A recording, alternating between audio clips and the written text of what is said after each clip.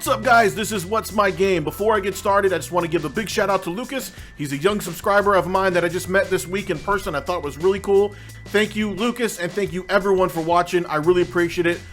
Okay, so we're going to be revisiting an old glitch called the Beehive glitch. I don't know, that's what I call it anyway, for The Witcher 3. There's a lot of new players playing right now, and this is the location exactly where you'll start. It's in White Orchard, and which is obviously the main area where you start at, and this is the exact spot where you'll go to find the Beehive.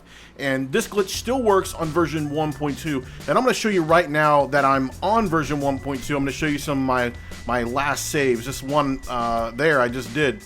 So I'm going to show you my saves. These are all from today. Today's the day I'm recording the video, on June 4th. So I just want to show you I am running 1.2, which is the newest, latest, greatest patch you need for Blood and Wine, which is going to have a lot of new users. And I thought this would be helpful because I never actually posted this on my channel before. So what you're going to be doing is using your ARD sign and blowing this beehive all over God's creation and getting it to a specific spot on the map.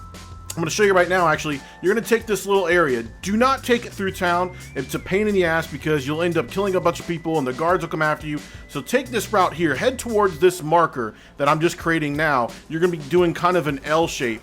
And that way you can avoid the town. And basically, you're just going to be blowing this beehive all the way to this location where the blacksmith named Willis is. And if I could aim the damn ARD the right direction, I could get started here. I'm going to fast forward this. This is the longest part of the glitch, but let me speed this up. When you get to any roads like this, I recommend letting anybody pass by that's walking it, specifically guards. If they get caught up in the beehive, it just makes it a major pain in the butt and waste time.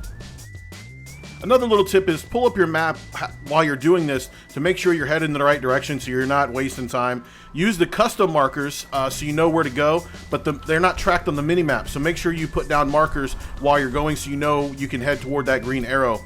Last of all, make sure you have some meat or milk or something to heal yourself like White Raffer's decoction along the way. Okay, so now you got the beehive really close to the blacksmith, but you want to stop. Don't bring the beehive all the way over yet. Don't let him get stung. An important part of this process is to buy a bunch of stuff from the blacksmith so that he has more money on hand. If you don't, he's only going to have 800 crowns and this is going to take longer. The next thing you want to do is just buy a ton of stuff from him. If you can, buy it all. Now, I happen to have a ton of money. I have 2.2 million crowns already. So I'm just going to buy enough to show you how it works. I'm going to buy to like 100,000 crowns. So, because he already has a bunch of crowns from me doing this a couple of times before. So I'm going to buy enough to get to 100,000 crowns, and then I'm going to stop just for demonstration purposes. But you can see every time I buy something, my money goes down, his money goes up. And then every time he dies from the bees, he's going to have more money because he only carries 800 crowns. So now what you do is now he has a ton of money. Wherever, you know, if you had $10,000, make sure he has 10,000 crowns. Give him all your money, whatever it is, because every time he dies, you'll be able to get all that money back. So the more times he dies, the more money you'll have, and the more money he has, the more money you'll get every time. So that's my advice. It's kind of hard. You got a little bit tricky. You want to get this beehive as close to him as possible. You have to kind of move around because you can't ARD too close to him. But there he goes. There he dies. So he has to get stung a few times, go into anaphylactic shock, and then he dies, and there's my loot.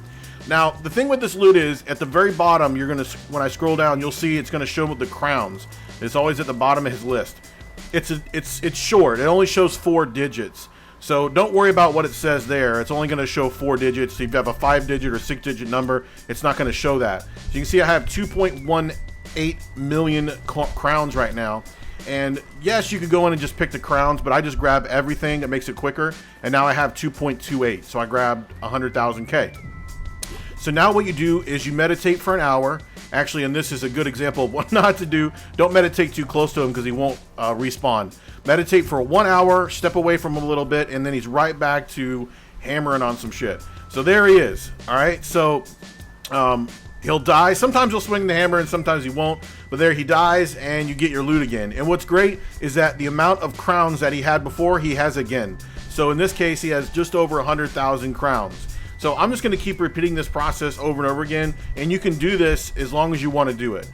Okay, so I'm going to show this sped up, but it really doesn't take very long. I'm going to do this about 6 or 7 times just to give you a demonstration because I already have a ton of money. And really, anything over 1 million is, well, probably even less than that is overkill in this game. But now I'm just gonna blow everybody away so you can see the coin bags.